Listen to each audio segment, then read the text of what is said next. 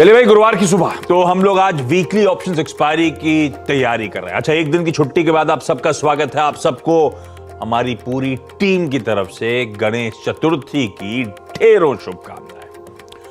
और सेलिब्रेशंस तो खैर कंटिन्यूज, लेकिन इन सेलिब्रेशन के बीच में वो सितंबर का महीना हाईलाइट बना हुआ है। सीरीज की जब से शुरुआत हुई है, बहुत वॉलेटाइल कामकाज और सबको सरप्राइज कर रही है अपने मूव्स के थ्रू।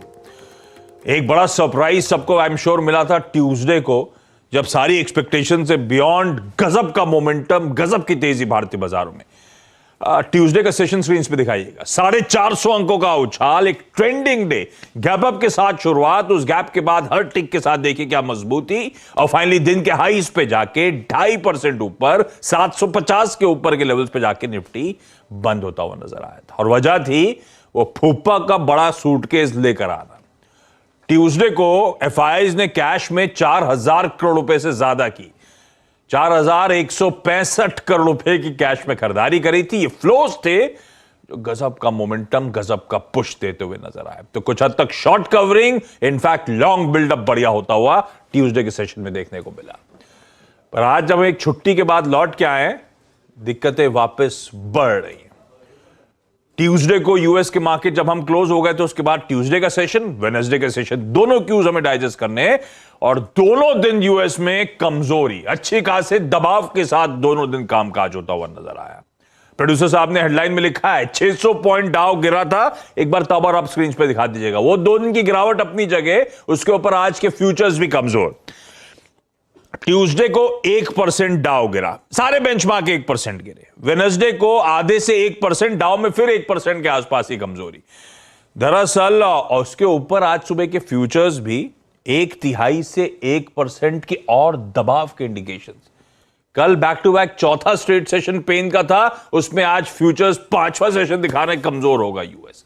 इस तरह से वो फेड के एक्शन की नर्वसनेस या वो बहाना बन गई बहुत अच्छे मूव्स के बाद सीरियस प्रॉफिट टेकिंग। ठीक बात है। ऐसे में कैसे ये सब ग्लोबल क्यूज के पीछे रैशनल्स क्या है, इस तरह की वीकनेस क्यों है, हर्षदा बगल में बैठी आपको बताएंगी।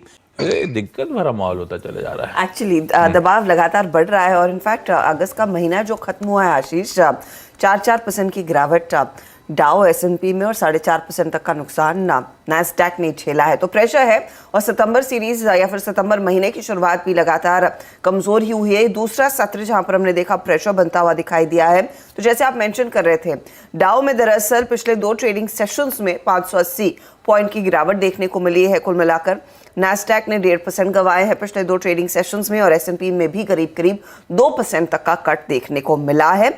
और एस&पी 4,000 के नीचे जुलाई के बाद के लेवल्स के बाद हमने देखा है 4,000 के लेवल को पार करता हुआ नीचे की तरफ।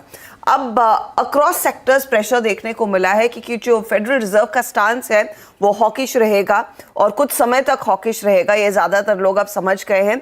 इसीलिए हमने देखा अग्रेसिव कट्स आते हुए दिखाई दिए। दूसरी तरफ कुछ और कंपनी स्पेसिफिक अपडेट्स भी आई हैं तो उसका भी प्रेशर देखने को मिला।